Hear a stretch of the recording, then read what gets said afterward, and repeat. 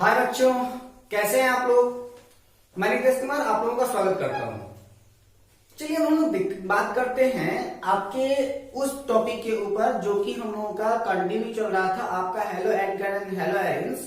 और उस halo alkane and hello arenes में हम लोग प्रिपरेशन मेथड देख रहे थे, जिसमें से कुछ प्रिपरेशन मेथड हम लोगों ने देख लिया था। ठीक है, बनाने के जो मेथड्स हैं हम लोगों के halo alkane and hello arenes को, वो आपको हमने दिखा दिया था। कुछ रिएक्शंस आपको मैंने दिखा दिए थे और कुछ रिएक्शंस के बारे में आज हम लोग फिर से बात करने वाले हैं और उसके कुछ इंपॉर्टेंट कंटेंट्स के ऊपर हम लोग बात करेंगे, कुछ नेम रिएक्शंस के ऊपर हम लोग बात करेंगे। आज आप लोगों को वास्तविकता में वह पता चलेगा कि जो मैंने आपको पहले क्लास में जो मैंने आपको इंट्रोडक्शन ऑफ ऑर्गेनिक केमिस्ट्री दिया, दूसरे क्लास में मैंने आपका बेंजीन रोड मैप दिया और तीसरे क्लास में मैंने आपको ऑर्गेनिक्स का रोड मैप दिया, उन तीनों का मेन पर्पस क्या है वह आपको आज की वीडियो से पता चलना बिल्कुल शुरू हो जाएगा। इसके पहले हमने जो आपकी जो वीडियोस दिए थे उसमें से स्टार्टिंग में जैसे हम आपके साथ इंट्रोड्यूस हुए तो उनमें पहले दिन के हमारे वीडियोस को कई सारे लोगों ने डिसलाइक किया हुआ था। आपने मुझे पहले ही वीडियो से जज किया और आपको लगा कि यार ऐसे ही कोई आ गया है पढ़ाने के लिए, पता नहीं कैसा पढ़ाएगा। आफ्टर दैट धीरे धीरे आप लोग जब हमको समझने का प्रयास करोगे कि आखिर मैं किस तरीके का पढ़ा रहा हूं, मैं क्या चीजें पढ़ा रहा हूं, तो ही आपको आसानी से क्लियर हो पाएगा कि आप क्या पढ़ रहे हो, आपको क्या पढ़ना है और आपका सही प्रकार से डायरेक्शन क्या है। जितनी चीजें मैं आपको बता रहा हूं उसके अकॉर्डिंग मेरा सिर्फ और सिर्फ काम आपको सिर्फ आधे घंटे पढ़ाना है। जो प्रेजेंट टाइम में मैं आपको पढ़ा रहा हूं 45 मिनट की क्लास में मैक्सिमम 30 मिनट्स के आपके लेक्चर्स होते हैं और उसके बाद हमारे इस 30 मिनट के लेक्चर को कवर करने के लिए आपको खुद कम से कम 1 आवर घर पे खुद पे मेहनत करनी पड़ेगी, तब जाकर कि ये जितने भी सिग्निफिकेंट्स हैं वह सारे के सारे आपके सामने क्लियर होंगे। क्योंकि यह आपकी ऐसी सब्जेक्ट केमिस्ट्री है कि इसका जितना ज्यादा से ज्यादा आप प्रैक्टिस करेंगे तो यह आपकी प्रैक्टिस ही आपको परफेक्ट बनाएगी। Practice makes perfect. अदरवाइज ये तो पुरानी कहावत है कि हिस्ट्री केमिस्ट्री ज्योमेट्री तीनों बेवफा, रात भर रटो दिन को सफा, है ना। तो केमिस्ट्री के भी साथ सेम वही है कि आप जितना ज्यादा से ज्यादा इसका प्रैक्टिस करोगे सारे के सारे रिएक्शन आपके दिमाग में होंगे। रोड मैप को आप कम से कम जितना भी आपने रोड मैप बनाया हुआ है, तो अगर आप चाहो, अगर आपको अच्छा लगे मेरी बात, तो ऑर्गेनिक्स का दोनों रोड मैप मैंने जो आपको बता दिया है उस रोड मैप को आप लोग एक बड़े से चार्ट पेपर पर बना लो और दोनों रोड मैपों को अपने रूम में कहीं लगा लो, ताकि आते जाते आप कहीं पे भी आओ एक बार सरसरी निगाह से आप रोड मैप देख लो कहां कहां पर क्या क्या फॉर्मेशन हुआ था। अब हम लोग आज बात करते हैं आपके नेम रिएक्शंस की और हम लोग सबसे पहला रिएक्शन उठाते हैं किसका, सेंट्रोमेयर प्रोसेस का। सेंट्रोमेयर प्रोसेस आपका नेम रिएक्शन बेंजीन वाले में आपका दिया गया है जब आपके प्राइमरी एमीन की हम बात कर रहे थे। ठीक है, तो चलिए देखते हैं किसकी बात कर रहे हैं हम लोग, सेंट्रोमेयर प्रोसेस की ना। Centromere process. अब ये जो आपका सेंट्रोमेयर प्रोसेस है उस सेंट्रोमेयर प्रोसेस रिएक्शन में हम लोग करते क्या है कि सबसे पहले हम लोग कोई भी एक प्राइमरी एमीन लेते हैं और उसी प्राइमरी एमीन से हम लोग डाइजीनियम साल्ट का फॉर्मेशन करते हैं और डाइजीनियम साल्ट का फॉर्मेशन करने के बाद उसको हम लोग हेलो एरीन में फॉर्मेशन करते हैं। जो आपका सेंट्रोमेयर प्रोसेस है वह फॉर्मेशन ऑफ हेलो एरीन्स के लिए है। कल मैंने कई सारे हेलो एल्केन्स के प्रिपरेशन मेथड को पढ़ा था और अब हम लोग बात करते हैं किसकी, हेलो एरीन्स के बारे में। और इसमें हम लोग सबसे पहला रिएक्शन उठा रहे हैं किसका, सेंट्रोमेयर प्रोसेस को हम लोग उठा रहे हैं। सेंट्रोमेयर प्रोसेस में हम लोग कहते क्या है कि सबसे पहले हमने क्या कहा था कि कोई भी आप एक प्राइमरी एमीन ले लो और यहां पर प्राइमरी एमीन के लिए मैं ले रहा हूं एनिलीन। ठीक है, कोई भी एमीन आप लोग लिख सकते हो, आपकी इच्छा है वो। ठीक, मैं किसको ले रहा हूं, तो हम ले रहे हैं यहां पर एनिलीन और एनिलीन के लिए यहां पर क्या लगा होता है, तो यह आपका NH2 लगा होता है। तो हमने किसको लिया है, एनिलीन को लिया है ना।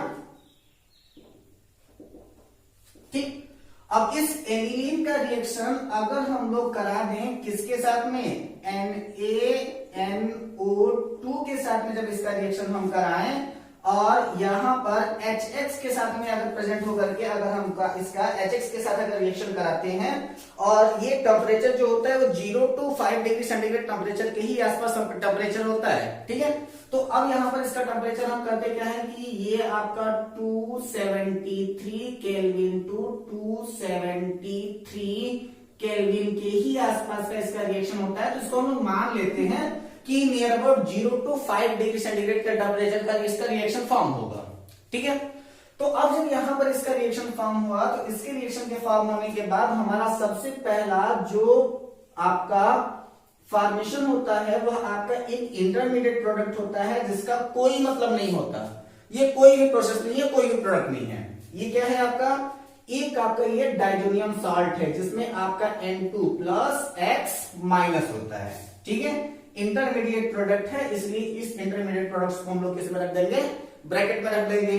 रोड मैप अगर आप चाहो तो रोड मैप उठा लो, उसमें आपका क्या है कि एनिलीन का फॉर्मेशन हुआ और उस एनिलीन के फॉर्मेशन के पश्चात आपका डाइजोनियम क्लोराइड बना हुआ था। यहाँ पर NaX, वहां पर हमने Cl रिप्रेजेंट किया क्योंकि वहां पर HCl के साथ रिएक्शन हुआ होगा। ठीक है, तो यहां पर हमने क्या किया कि जेट वहां पर क्या था आपका डाइजोनियम सॉल्ट बना था, आपका डाइजोनियम क्लोराइड बना था। ठीक है, यहां पर हमने सीधे सीधे कर दिया है क्या कि आप डाइजोनियम हैलाइड बना लो, कोई भी डाइजोनियम हैलाइड बना लो वो चलेगा। ठीक, तो ये क्या हो जाता है आपका डाइजोनियम सॉल्ट, डाइजोनियम सॉल्ट। अब इस डाइजोनियम सॉल्ट के थ्रू आप कोई भी रिएक्शन करा लो, उसमें से आपका एक आपका कॉमन रिएक्शन होगा, ये आपका डाइजोनियम सॉल्ट, जिसके बाद आप क्या करोगे क्या कि आप फ्लोराइड का भी रिएक्शन बना सकते हो, यानी कि आप क्लोरोबेंजीन बना सकते हो, ब्रोमोबेंजीन बना सकते हो, आयोडोबेंजीन बना सकते हो और फ्लोरोबेंजीन बना सकते हो। उसमें हम क्या किए थे, पहला वाला जो रिएक्शन हमने लिया था उसमें हमने टाइलुइन का फॉर्मेशन किया था और टालुइन के साथ में हमने बेंजीन रिंग को जोड़ा था। ठीक है, यानी कि बेंजीन रिंग के साथ हमने CH3 जोड़ा था। तो वहां पर आपके किस पोजीशन पर, तो आपके मेटा पोजीशन और पैरा पोजीशन पर आपका क्या हुआ था, रिप्लेसमेंट ऑफ इलेक्ट्रॉन के थ्रू वहां पर हैलोजन जाकर के फिक्स हुआ था टालुइन पर। लेकिन यहां पर जब हम लोग बात करते हैं तो जैसे ही हमने डाइजोनियम सॉल्ट का फॉर्मेशन करा दिया, तो डाइजोनियम सॉल्ट के फॉर्मेशन के बाद यह आपका करता क्या है कि आपका एक रिएक्शन यहां पर है जो कि आपका मैं एडिशन बता रहा हूं क्योंकि वो आपके बुक में नहीं मिलेगा, क्योंकि फ्लोराइड का रिएक्शन डाइजोनियम सॉल्ट के साथ डायरेक्टली नहीं होता तब तक जब तक कि आप उसके साथ में HbF4 को इंक्लूड ना कराएं। ठीक है, जैसे ही आप उसको HbF4 को इंक्लूड करा देंगे तब तो फ्लोराइड रिएक्शन देगा, अगर नहीं कराते हैं तो फ्लोराइड रिएक्शन नहीं देगा। लेकिन उसके साथ में आपका X के साथ फॉर्मेशन अगर हम कराते हैं तो यहां पर एक रिएक्शन आपका क्या है, Cu2X2। ठीक है, पहला कंटेंट अब हम लेते हैं किसको, तो यहां पर हमने ले लिया क्या, Cu2X2 ले लिया। और Cu2X2 लेने का मतलब है कि यहां पर जो आपका X का मतलब है वो या तो क्लोरीन है या तो ब्रोमीन है। ठीक है, ये आयोडीन नहीं है बेटा, ध्यान देना इस बात का। ठीक, तो यहां पर Cu2X2 का मतलब क्या है कि X का मतलब है या तो ये क्लोरीन है या तो ये ब्रोमीन है। रिएक्शन आपका क्या फॉर्म करेगा, तो ये रिएक्शन फॉर्म करेगा कुछ इस प्रकार से, यहां पर आकर के आपका X जुड़ जाएगा और यह X कौन सा होगा, यह X होगा या तो आपका क्लोरीन या तो आपका ब्रोमीन। यानी कि ये आप चाहें तो यहां पर Cu2Cl2 रख सकते हैं या फिर आप यहां पर चाहें तो Cu2Br2 रख सकते हैं। ठीक, तो अगर आप यहां पर जैसे देखें तो यहां पर मैं इसको लिख देता हूं, ज्यादा सुटेबल लगेगा आपका, तो X इज इक्वल टू क्या हो जाएगा आपका Cl और Br हो जाएगा। ठीक है, तो यहां पर अगर हम इसको कंटिन्यू देते हैं तो यहां पर X के लिए क्या हो जाएगा, तो आप रिएक्शन कराते हैं Cu2Cl2 के साथ में या फिर Cu2Br2 के साथ में, दोनों का रिएक्शन कराएंगे तो आपका क्या हो जाएगा, आपका ब्रोमोबेंजीन हो जाएगा या फिर आपका क्लोरोबेंजीन का फॉर्मेशन ये हो जाएगा। कोई टेंशन नहीं है ना। दूसरा रिएक्शन इसी के साथ अगर हम एडिशन करा करके दिखाएं तो वो भी रिएक्शन आपके रोड मैप में दिया हुआ है और उसमें हम लोग कहते हैं क्या है कि पोटेशियम आयोडाइड के साथ रिएक्शन करेंगे तो वह डायरेक्टली कन्वर्ट हो जाएगा आपके आयोडोबेंजीन में। ठीक है, यानी कि when diazonium salt reacts with potassium iodide it is converted into iodobenzene. ठीक, डाइजोनियम सॉल्ट का रिएक्शन अगर हम लोग क्यूप्रस क्लोराइड के साथ कराते हैं यानी कि Cu2Cl2 के साथ अगर रिएक्शन कराते हैं तो वो कन्वर्ट होता है किसमें, आपके क्लोरोबेंजीन या फिर आपके ब्रोमोबेंजीन के रूप में क्या कन्वर्ट हो जाता है अगर हम लोग यहाँ पर X की जगह पर क्लोरीन या फिर ब्रोमीन को रखते हैं। तो एडिशन सब्स्टिट्यूशन रिएक्शन के लिए अगर यहीं पर हम यहाँ पर एक बात और कर दें कि हमने क्या कहा था कि फ्लोराइड का रिएक्शन डाइजोनियम सॉल्ट इतना आसानी से नहीं देता तब तक जब तक कि वह आपका HbF4 के साथ रिएक्शन ना करा ले। तो जैसे अगर यहां पर हम इस रिएक्शन को दिखा देते हैं कि यहां पर HbF4 यहां पर अगर इसके साथ हम रिएक्शन कराएं तो यह जो आपका रिएक्शन देता है वह होता है आपका फ्लोरोबेंजीन का, लेकिन यह आपका फ्लोरोबेंजीन का रिएक्शन वो देगा कि नहीं देगा इसकी कोई भी पॉसिबिलिटी नहीं होती है। इसलिए यहां पर अगर इक्वेशन कह दिया जाए कि यहां पर अगर हम लोग डायजोनियम सॉल्ट के साथ में अगर HbF4 का अगर रिएक्शन कराते हैं तो यहां पर आपके फ्लोरोबेंजीन के बनने के चांसेस कितने हैं, तो फ्लोरोबेंजीन के बनने के चांसेस केवल 5% है। इसीलिए डायजोनियम सॉल्ट के साथ कभी भी फ्लोरीन का रिएक्शन नहीं दिखाया जाता है। ठीक है, यहां पर मैं आपकी सब जानकारी के लिए मैं बता देता हूं, क्योंकि हो सकता है कि आपके दिमाग से ये क्वेरी निकल करके आ जाए कि सर हमने आयोडीन बना दिया, क्लोरीन ब्रोमीन बना दिया, तो क्या फ्लोरीन ही बनेगा? तो हाँ, it is possible to make, लेकिन अगर हम यहाँ पर HbF4 के साथ रिएक्शन कराते हैं डायजोनियम सॉल्ट के ऊपर तो पॉसिबल है कि आपका फ्लोरोबेंजीन बने, लेकिन उसकी पॉसिबिलिटी कितनी है? ओनली 5% की पॉसिबिलिटी है। ठीक, चलिए आगे हम लोग देखते हैं और अगला हमारा रूल आएगा किसका? Formation of haloalkanes from किससे? एल्केन के साथ तो हमने देख लिया था, तो हम लोग एल्केन के साथ देख लेते हैं। तो सेंट्रोमेर प्रोसेस क्लियर हो गया ना आप लोगों का? सेंट्रोमेर प्रोसेस का मतलब क्या है कि सबसे पहले आप कोई भी प्राइमरी एमीन ले लीजिए, उस प्राइमरी एमीन के साथ में जब आप रिएक्शन कराते हैं तो वह डायजोनियम सॉल्ट में कन्वर्ट होता है, और डायजोनियम सॉल्ट का रिएक्शन जब आप करा देते हैं तो वह आपके किसी भी प्रकार के हेलोजेनस ग्रुप में कन्वर्ट हो सकता है। ठीक, अब हम लोग रिएक्शन किसके साथ करा रहे हैं तो हम लोग कहते क्या है कि formation of haloalkanes from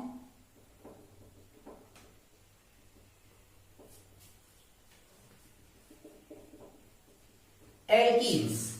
ठीक है, तो अगर हमको फॉर्मेशन ऑफ हेलो एल्केन्स यानी कि हेलो एल्केन्स का फॉर्मेशन करना हो किसके साथ? तो एल्कीन्स के साथ अगर हमको फॉर्मेशन करना हो तो क्या बनेगा बेटा?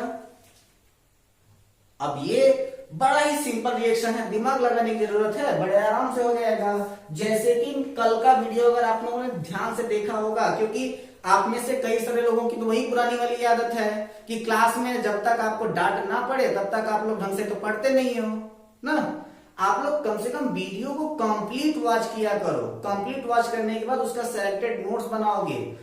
मुश्किल से 10 लोग ऐसे होते हो जो वीडियो को कंप्लीटली वॉच करते हो, बाकी जितने भी लोग होते हो वो अटेंडेंस लगाने के लिए आते हो कि हाँ सर आई एम प्रेजेंट। इतने लोगों ने वीडियो को हमारे देखा है तो हमको लगता है कि भाई हमारे सारे बच्चों ने देखा है। फिर पूरा का पूरा डिटेल निकाल के देखो तो पता चलता है केवल 10 लोग ऐसे होते हैं, 10 या 11 लोग जो वीडियो को कंप्लीट वॉच करते हैं। जब तक आप वीडियो को कंप्लीट वॉच नहीं करोगे तब तक आपको कोई भी फायदा नहीं होने वाला है, क्योंकि ये ऑर्गेनिक केमिस्ट्री है बेटा। और दूसरा मैं बात बता दूं कि ये जितने भी चैप्टर्स मैं आपको बता रहा हूं, इस चैप्टर्स का मैं आपका बहुत ही जल्दी जैसे ये चैप्टर कंप्लीट होगा, यह चैप्टर कंप्लीट होने के बाद इसी चैप्टर से बेस में आपका टेस्ट लूंगा, और उस टेस्ट के ही मार्क पर जो आपका जितना भी टेस्ट का मार्क आएगा वही मार्क मैं आपको इंटरनल मार्क में देने वाला हूं। तो आप लोग किस तरीके से तैयारी करते हो ये आप लोगों की जिम्मेदारी है, क्योंकि इंटरनल मार्क आपके उसी टेस्ट के ऊपर डिपेंड होगा। तो इंटरनल मार्क के लिए ही सही, लेकिन आप वीडियो को पूरा वॉच करो, सही प्रकार से नोट्स बनाओ और प्रिपरेशन करो। क्वेरीज हो तो उसको पूछो। 2 4 6 लोग हमसे सिर्फ क्वेरीज पूछते हैं, बाकी सारे लोग अभी भी ठंडे पड़े हुए हैं। तो इसमें से जो भी एक्टिव हैं उनमें से मैक्सिमम गर्ल्स एक्टिव हैं, बॉयज जग जाओ आप लोग, क्योंकि इंटरनल मार्क्स आपको मैं इसी टेस्ट के बेस पर देने वाला हूं।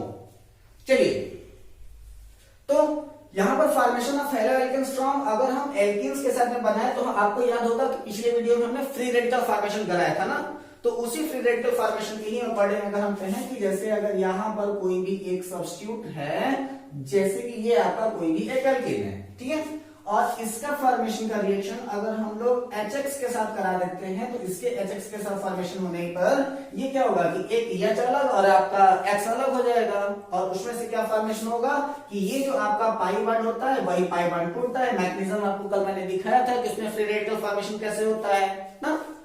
तो अब यहां पर आप करोगे क्या कि जैसे ही ये हुआ तो ये आपका एक ठो जो है आपका हाइड्रोजन आकर के इसके साथ अटैच होगा, और यहां पर आपका 2 हाइड्रोजन पहले से था, हाइड्रोजन आकर के इधर जुड़ जाएगा।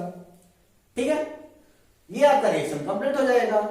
अब यहाँ पर क्या किया आपने कि जो आपका एल्कीन्स था उस एल्कीन्स में आपने क्या किया कि सीधे सीधे HX का साथ रिएक्शन कराया और उसमें से एक जो हाइड्रोजन था वो एक साइड में जुड़ा और दूसरा वाला जो था वो आपका, क्योंकि यहाँ पर जैसे ही ये बॉन्ड आपका ब्रेक होगा तो एक इधर जाएगा और एक इधर जाएगा, एक साइड में इधर इसके ऊपर पार्शियल नेगेटिव आएगा तो इसके ऊपर एक साइड में पार्शियल पॉजिटिव आएगा। जिधर भी आपका, क्योंकि यही सिर्फ मैंने 2 नंबर ऑफ कार्बन लिया हुआ है ना, तो इस 2 नंबर ऑफ कार्बन में होता क्या है कि जहां पर पार्शियल नेगेटिव होगा वह आपके हाइड्रोजन को अटैच करेगा, क्योंकि हाइड्रोजन के ऊपर पॉजिटिव चार्ज आता है, और जहां पर आपका हैलोजन अटैच होगा वह हैलोजन वही अटैच होगा जहां पर आपका पार्शियल पॉजिटिव आया है, क्योंकि हैलोजन के ऊपर हमेशा क्या होता है, नेगेटिव चार्ज होता है। तो नेगेटिव चार्ज जो होता है वो इंटरेक्ट करता है किसको, तो नेगेटिव चार्ज इंटरेक्ट कर रहा है किसे, आपके पॉजिटिव वाले को, और जो पॉजिटिव चार्ज वाला है वो इंटरेक्ट कर रहा है किसको, नेगेटिव चार्ज वाले को। ठीक, तो ये कभी भी ध्यान दीजिएगा कि जब कभी भी ऑर्गेनिक केमिस्ट्री होता है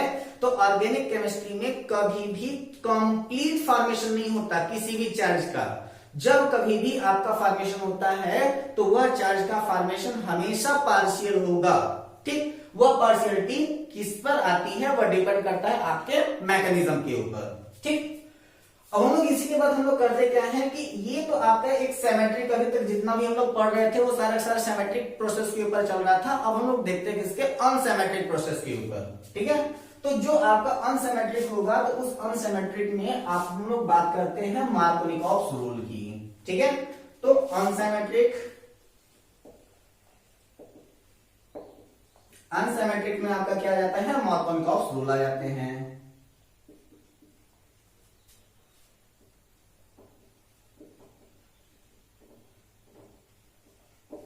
ये भी आपका नेम रिएक्शन है, इंपॉर्टेंट नेम रिएक्शन है, और मार्कोनिकॉफ्स रूल आप लोगों के एग्जाम में पूछा भी गया है, कई बार इसका क्वेश्चन पूछा गया है। तो जैसे मार्कोनिकॉफ्स रूल के लिए हम लोग किसको लेते हैं, CH3 single bond CH double bond CH2।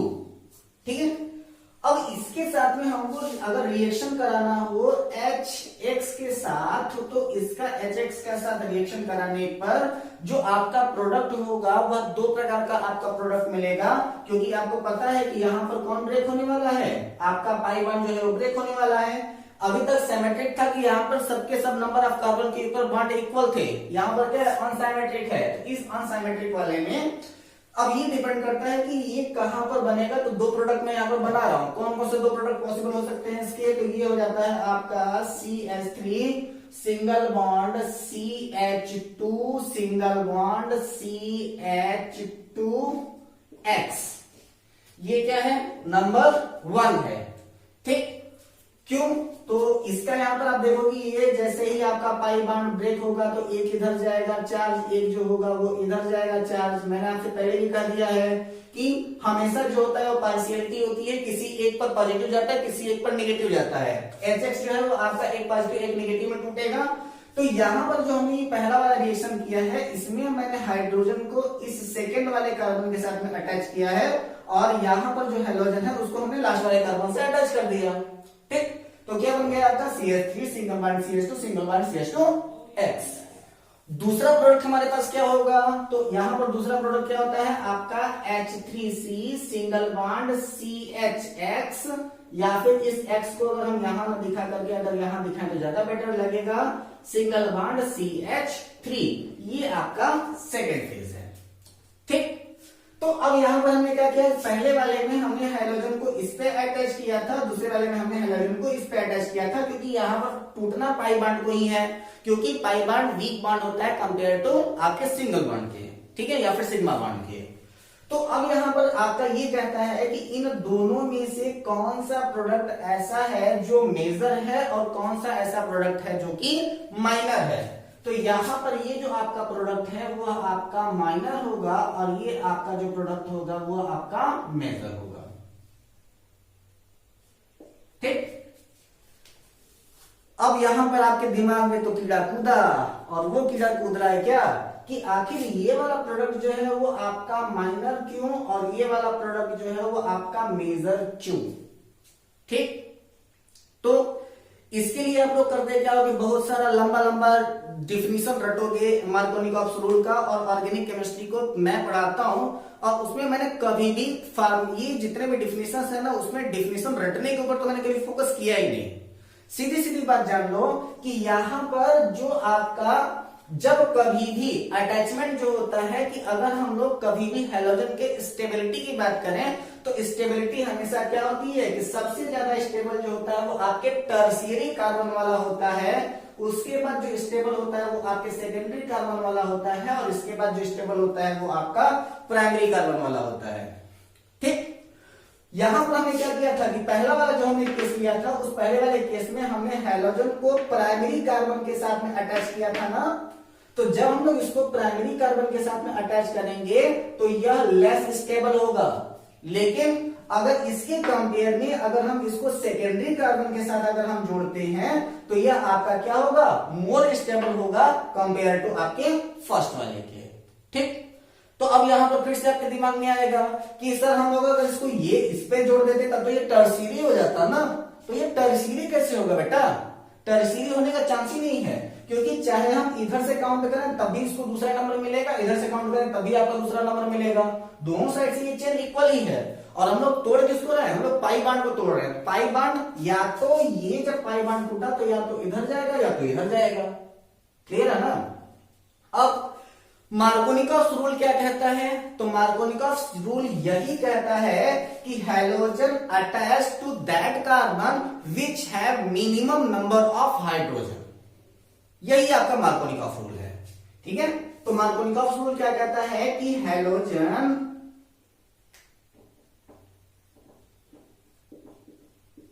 Attach to that carbon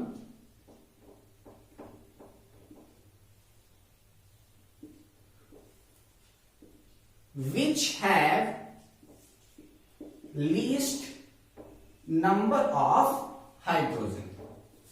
ठीक, तो आपका ये एक क्लियर हो जा रहा है ना कि अब यहां पर आप देखोगे कि अब इस रिएक्शन में अगर हमको मार्कोनिकॉफ रूल के साथ बताना होगा तो हम लोग क्या कहते हैं कि आपका halogen attach to that carbon which have least number of hydrogen. यहां देखो दो हाइड्रोजन, इसके पास देखो एक ही हाइड्रोजन, तो हैलोजन किसके ऊपर अटैक करेगा, सीधे सीधे उसके ऊपर अटैक करेगा जिसके पास हाइड्रोजन का नंबर कम होगा। ठीक, it is least number of hydrogen, यही बनेगा इसमें। यानी कि जो आपका हैलोजन अटैच होता है वह उसी कार्बन के ऊपर अटैच होता है जिसके ऊपर नंबर ऑफ हाइड्रोजन सबसे कम होता है। बिल्कुल सिंपल प्रोसेस है, बड़ा ही सिंपल चीजें हैं, आप आराम से उसको कर लोगे। अब यही बड़ी बात ये आ जाती है कि इसी के साथ में आता है एक रूल जिसको हम लोग कहते हैं anti Markovnikov rule. Anti Markovnikov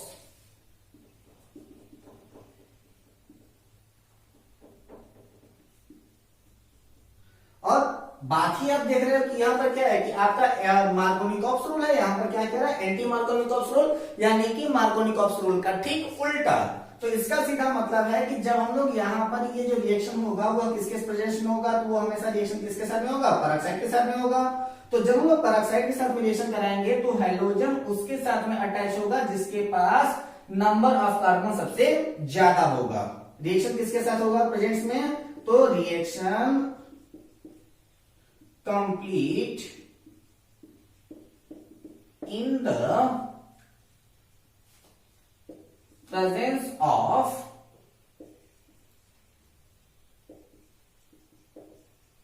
peroxide। ठीक है, रिएक्शन कहां होगा, तो reaction complete in the presence of peroxide, और जब रिएक्शन पेरोक्साइड के प्रेजेंस में होगा तो यहां पर क्या हो जाएगा, halogen attach to that carbon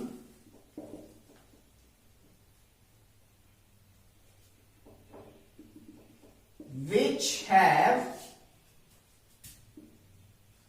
more number of hydrogen। ऐसी कंडीशन में हैलोजन आपका कहां पर अटैच होगा, तो in this case halogen attach to that carbon which have more number of hydrogen। ठीक, चलिए मिटाते हैं, आगे चलते हैं। अब हम लोग बात करते हैं किसका, एडिशन ऑफ हैलोजन की। ठीक है, एडिशन ऑफ हैलोजेंस की। अभी तक हम लोग रिएक्शन किसके साथ करा रहे थे? तो अभी तक रिएक्शन हम लोग करा रहे थे HX के साथ में, लेकिन अब हम लोग जो रिएक्शन कराएंगे वह सीधे सीधे हैलोजन का ही अटैच कराते हैं। तो यहाँ पर जैसे कि ये हो जाता है कुछ इस प्रकार से कोई रिएक्शन, और इसका रिएक्शन अगर हम लोग X2 के साथ कराएं तो यह X2 के साथ जब रिएक्शन कराते हैं तो आपका क्या बनेगा? ये तो आपका पाई बांड ब्रेक हुआ, एक हैलोजन इसके साथ, दूसरा वाला हैलोजन इसके साथ अटैच हो जाएगा। ठीक, अब यहां पर क्या होगा? अगला हम लोग प्रोसेस करते हैं। अगला क्या है आपका? Halogen exchange method. Halogen exchange method. तो ये जो आपका हैलोजन एक्सचेंज मेथड है, उस हैलोजन एक्सचेंज मेथड का मतलब ही आप लोग सुन करके देख सकते हो कि हैलोजन एक्सचेंज का मतलब क्या होता है कि जहां पर आपका एक हैलोजन रिप्लेस होगा और दूसरा वाला हैलोजन उसके साथ जाकर के अटैच होगा। तो उसके लिए जैसे अगर हमने रखा क्या कि यहाँ पर एक है आपका RCl और दूसरा वाला है आपका RBr, क्योंकि वो आपने देखा हुआ था ना कि जो सेंटर में प्रोसेस रिएक्शन था, तो उस सेंटर में प्रोसेस रिएक्शन में हम लोग क्या कह रहे थे कि उसमें आपका क्लोरीन और ब्रोमीन जो होता है वो लगभग इक्वल की ही तरह बिहेव करता है, इसलिए हम लोग को इसे रिप्लेस करना है आयोडीन के साथ। तो यहाँ पर क्या होगा? NaI के साथ जैसे ही हम इसका रिएक्शन कराते हैं तो यहाँ पर क्या हो जाता है कि आपका RI का फॉर्मेशन हो जाता है। ठीक है, यहां पर ये क्या होगा? NaCl बनकर के निकल जाएगा और यहाँ पर जो होगा वो आपका NaBr बनकर के निकल जाएगा। सब्स्टिट्यूट रिएक्शन अगर माइनस करना हो तो आप यहाँ पर कर सकते हैं कि माइनस NaCl और यहाँ पर आपका माइनस NaBr होगा, और यहाँ पर आपका क्या होगा? एल्किल आयोडाइड बन जाएगा, या फिर ये दोनों जगहों पर आपका एल्किल आयोडाइड बनेगा। जब आपने रिएक्शन किससे कराया है? एल्किल क्लोराइड से कराया है या फिर एल्किल ब्रोमाइड से कराया है। प्रेजेंस रिएक्शन किसका है? तो यह due to presence of sodium iodide के साथ रिएक्शन है, वहां पर सोडियम क्लोराइड रिप्लेस हो रहा है या फिर आपका सोडियम ब्रोमाइड रिएक्शन हो रहा है, और इसी रिएक्शन को हम लोग फ्रेगनेस्टन रिएक्शन के भी नाम से जानते हैं। ठीक है,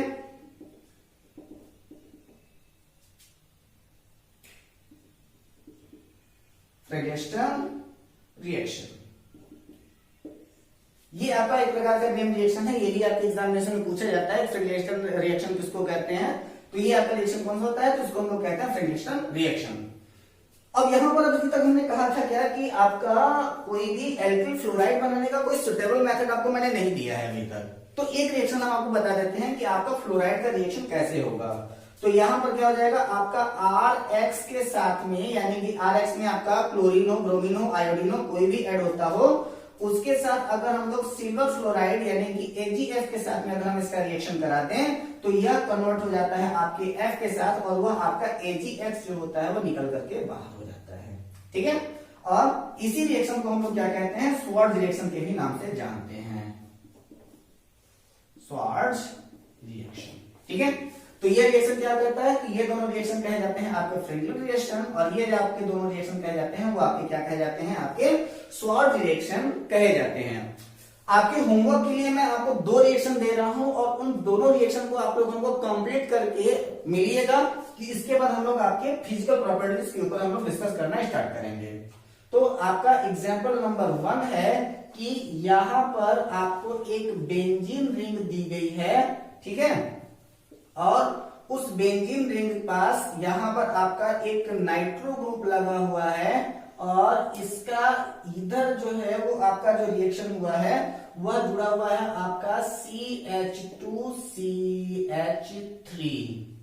ठीक है, तो यहां पर आपका क्या है? आपका CH2CH3 के साथ एडिशन हो रहा है, और HB यानी इलाइट के प्रेजेंस में रिएक्शन हो रही है, और साथ में इसके ऊपर अटैक जो है वो आपका क्लोरीन कर रहा है। ठीक है, अटैक रिएक्शन किसका है? क्लोरीन का है। तो आपका फॉर्मेशन क्या होगा, यानी कि क्या फॉर्मेट होगा? दूसरा रिएक्शन आपको मैं दे रहा हूं, और वो है कि रिएक्शन आपको देखने में लग रहा है कि वह बिल्कुल बेंजीन है, लेकिन वो बेंजीन नहीं है, कुछ और है वो, और उसके साथ में यहां पर जुड़ा हुआ है CH3, और उसके ऊपर अगर हम लोग हाइड्रोजन आयोडाइड के साथ रिएक्शन कराएं तो क्या बनेगा? इन दोनों रिएक्शन को कंप्लीट करके आप हमारे अगले वीडियो में मिलेंगे, जिसके बाद हम लोग कुछ इंपॉर्टेंट और भी रिएक्शंस के बारे में बात करेंगे। साथ ही साथ हम लोग इसकी फिजिकल प्रॉपर्टीज की भी ऊपर बात करने वाले हैं। आज हम लोगों ने कई सारे इंपॉर्टेंट रिएक्शन के बारे में बात किया, जिसमें हम लोग आपके सेंट्रल मेयर प्रोसेस की बात किया, आपके मार्कोनिकॉफ रूल के ऊपर हमने बात किया, इसके बाद फिर हमने एडिशन ऑफ हैलोजन्स के ऊपर बात किया, फ्रिगेशन रिएक्शन के बारे में बात किया और हमने स्वार्ट्ज रिएक्शन के बारे में हम लोग बात कर चुके हैं। तो आप लोग ये सारे के सारे रिएक्शन में जहां पर भी आपको दिक्कत होगी आप हमको बताइएगा और इन दोनों रिएक्शंस को आप लोग बिल्कुल भी सॉल्व कर लीजिएगा। चलिए फिर मिलते हैं अपने अगले वीडियो में। आप इन दोनों रिएक्शंस के साथ तैयार रहिएगा, हम लोग बात करेंगे कुछ अदर प्रॉपर्टीज के ऊपर। तब तक आप लोग अपना ख्याल रखिएगा, अपने फैमिली वालों का ख्याल रखिएगा और घर पे हैं तो इस मौके का पूरा फायदा उठाइएगा और पूरी तरीके से पढ़िएगा। तब तक के लिए बेस्ट ऑफ लक।